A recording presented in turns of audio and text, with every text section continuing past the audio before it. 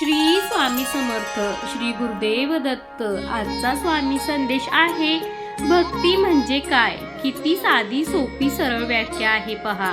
भक्ती जेव्हा अन्नात शिरते तेव्हा तिला प्रसाद म्हणतात. भक्ती जेव्हा भुकेत शिरते तेव्हा तिला उपवास म्हणतात. भक्ती जेव्हा पाण्यात शिरते तेव्हा तिला तीर्थ संबोधतात. फक्त एक चित्ताने भक्ती केल्यास माणूस ईश्वराच्या सानिध्यात जाऊन सुखी होतो, हे सत्य आहे.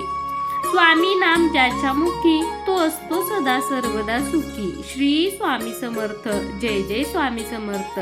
स्वामी महाराज तुमच्या सर्व इच्छा लवकरात लवकर पूर्ण करो, ही स्वामी चरणी प्रार्थना.